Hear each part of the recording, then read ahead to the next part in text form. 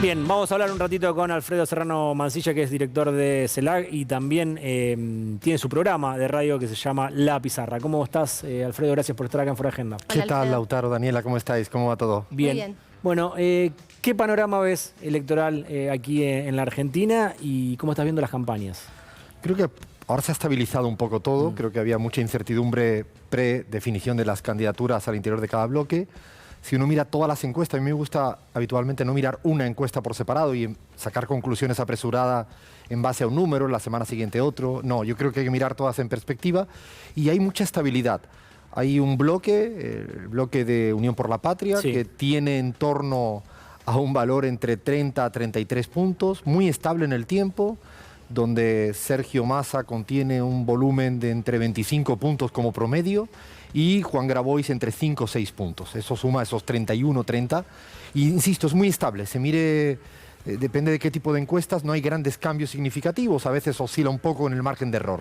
Así que es una fórmula conjuntamente competitiva, porque tiene valores que a la hora de tener la primera vuelta en octubre podría estar en una hipotética segunda vuelta. Y no podemos hacer futurología, pero ¿cuánto de lo de Grabois podría ir a Massa después de unas pasos?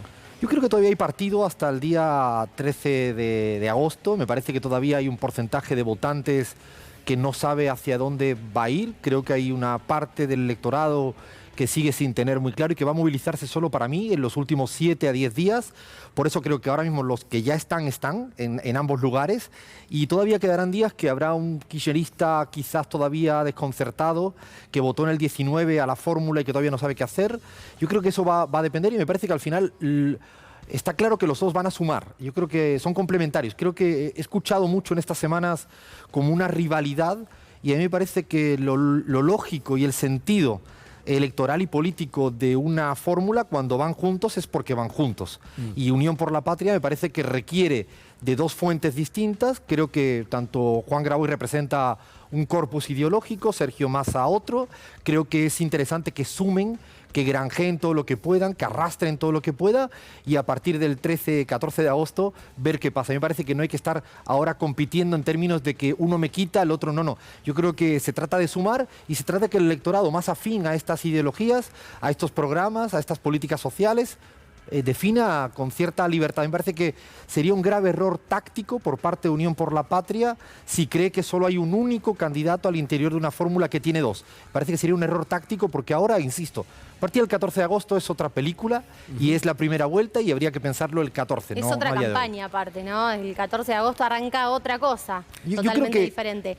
Sí, dime. Te quiero preguntar, ya que analizabas cómo fueron cambiando las encuestas en el tiempo, ¿qué pasó con Javier Milei y con, diría, su proyecto insignia, que es el tema de la dolarización? Porque ya mucha gente en la calle, por lo menos nos pasa con Lauti, que andamos siempre recorriendo y preguntando a la gente a quién va a votar, por qué.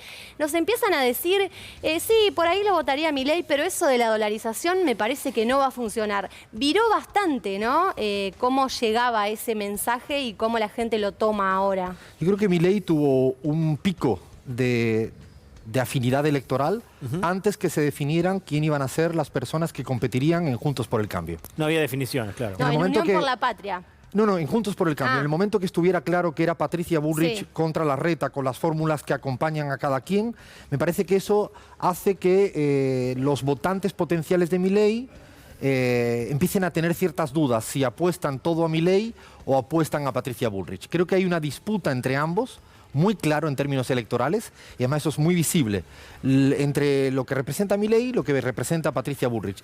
Si uno se fija en lo que ha crecido Patricia Bullrich en este tiempo, es lo que ha decrecido Javier Milei en este tiempo. Me parece que ahí lo que sí es cierto, y en eso yo sostengo, cuando miro todas las encuestas, no una, ni dos, ni tres, todas, el valor de Milei no hay que subestimarlo.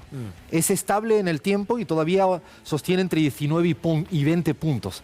Es verdad que ha caído en torno a su momento pico, Sí. pero no es que sea hundido. Es un tercer actor político que está presente y yo sigo pensando que va a ser una elección en octubre muy disputada, mucho más disputada de la que fue obviamente el 19 o inclusive el 15, donde solo había dos grandes fuerzas. Alfredo, te interrumpí justo cuando estabas diciendo un promedio de 25 decías de Massa, 5 o 6 de Grabois y el resto de las fuerzas. El resto de la fuerza tiene entre 30 y 33, Juntos por el Cambio. La sumatoria de Patricia Bullrich y Larreta. Es interesante, cuando uno mira el promedio de Juntos por el Cambio, ese 33, cómo se reparte, observas que en la mayoría de las encuestas no presenciales, o sea, las telefónicas y las online, le dan una gran mayoría a Patricia Bullrich, pero una gran mayoría que sesga el resultado a favor de Patricia Bullrich. Cuando te fijas solo en las presenciales, esas que tienen mayor grado de fiabilidad, porque la tasa de respuesta es mayor, ahí sí que hay una suerte de empate técnico. Con lo cual yo al menos, en lo más profesional, tengo muchas dudas. Si esa diferencia tan grande a favor de Bullrich que muestran el conjunto viene sesgado por las no presenciales. Tienen entre 30 a 33 puntos como primera fuerza en términos promedio. Y el tercero en discordia es Javier Milei, como le decía Daniela, que tiene un promedio de 20 puntos. Yo creo que las PASO son, insisto, una instancia que no va a fungir como primera vuelta. Esta vez no tienen ninguna similitud con lo que fuera el 19 las PASO, que definió una primera vuelta, y en la segunda se enfrentó a Alberto Cristina contra Macri. Esta vez no, yo creo que el tablero se va a ordenar un poquito, veremos quiénes son los candidatos, candidatas al interior de cada fuerza, y empieza una campaña electoral diferente. ¿Con qué tiene que ver? Con que en el 2019 estaba muy claro los dos modelos, estaba por un lado Macri, por el otro lado la fórmula de Alberto Cristina.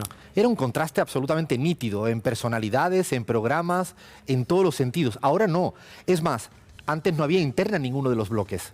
Era Macri y era Alberto Cristina. Ahora uno observa que en Juntos por el Cambio hay una disputa feroz, durísima, lo estabais mostrando previamente, y en Unión por la Patria también existe dos alternativas y luego hay una tercera opción. Por eso yo creo que todavía estamos en un momento mayor como de desorientación del electorado. Me parece que esto va a ir tomando mucho cuerpo, fundamentalmente después de finales de agosto. Alfredo, en el terreno económico estamos en días clave, ¿no? Este fin de semana el equipo económico está conversando con el FMI, se espera que en los próximos días haya algún anuncio en este sentido. ¿Cómo crees que llega, en qué momento de la campaña y para Sergio Massa puntualmente a cargo del ministerio? Yo creo que es fundamental que se den ciertas certezas en materia económica. Creo que está habiendo una ausencia de debate en contenidos. Vengo de España y vengo de escuchar mucho debate electoral de contenidos.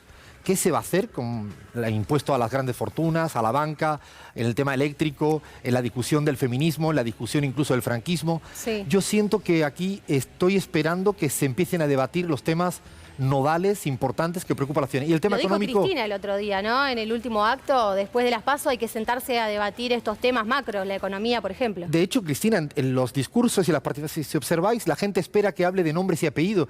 Yo creo que se sobreinterpreta un hola Sergio, un hola Guado, un qué tal Axel. No, me parece que lo que está Cristina planteando nítidamente son contenidos. Y en materia económica me parece que tenemos un tema con el Fondo Monetario Internacional, que no solo hay que definir lo que vaya a hacer el fondo, que dependerá del fondo, sino qué va a hacer la Argentina con respecto al fondo. Exactamente, y yo creo que eso es clave en materia económica, en materia de salarios, cuáles son verdaderamente los grandes acuerdos. Lo has dicho en materia de la moneda, qué va a ser en materia de evaluatoria, en materia de evaluación, en materia de tributaria. Yo creo que se habla mucho de los planes sociales y se habla muy poco de los planes sociales para los ricos en este país, que son lo que se pierde porque no paguen impuestos. En la Argentina es un país que no se pagan tanto en impuestos. Es un país donde hay muchos impuestos y se pagan muy pocos impuestos. Sin embargo, algunos quieren seguir bajándolos, ¿no? Se quieren seguir bajándolos, pero además a unos pocos. Claro. Es decir, a los mismos que tienen los planes tributarios. Es decir, que pagan muy poco. En vez de pagar el 30% que deberían, pagan el 4%, el 5%, porque o evaden o eluden impuestos. Yo creo que son los temas que me parece que la ciudadanía quiere escuchar, más allá de tanto lío de nombres y apellidos y de tanta rosca. Totalmente. Alfredo, tenemos que ir a una tanda, no puedo dejar de preguntarte por las elecciones de España, y antes de irte también me gustaría, muy breve también, si podés decirnos, muchas veces se habla, a Massa le conviene más Bullrich, a Massa le conviene más Larreta. Con respecto a España, yo creo que hay un gran interrogante para mañana. Yo creo que vamos a tener un partido hasta último minuto. En España, además, sabéis que no es presidenciales, se definen legislativas y los legislativos, los diputados tienen que tener una mayoría. Por lo tanto, va a depender todo de las coaliciones. No pareciera que hubiera mañana previsto una mayoría absoluta. Ha caído bastante la coalición de derecha y de la ultraderecha. Estamos en un veremos. Hablaba ayer con José Luis Rodríguez Zapatero y me decía que él está entusiasta de que exista un gobierno progresista. En estos últimos días ha habido, yo creo que un suerte empujón de lo que sería una coalición progresista entre el Partido Socialista y Sumar. Así que es difícil elucubrar a día de hoy. Y respecto a lo que me dices, todavía más difícil. Yo creo que muchos contrastan que es mejor Bullrich contra mí. Verdaderamente la ciencia ficción esa no me suele gustar mucho. Yo creo que que no es tan determinante como imaginamos quién es el contrincante. A mí sí me parece clave que para que Unión por la Patria sea competitivo es que sumen entre las dos alternativas los máximos votos posibles. E insisto con las dos alternativas, porque además son complementarias para que luego, a partir del 14, digamos, tenemos 30, tenemos 35, tenemos 37, porque todo se va a ver a partir, insisto, del 15 de agosto en adelante. Alfredo, muchas gracias por habernos visitado. Gracias a vosotros y a vosotros. Vamos a una tanda muy Antes, corta. Sí. pará, ya que hablamos de España, mañana no se pierdan la cobertura especial de las elecciones en España con Paula Marusic, que está haciendo un enorme trabajo con los cierres de campaña, trabajando todo el día con Martín Fioto. Así que eso para mañana, atención.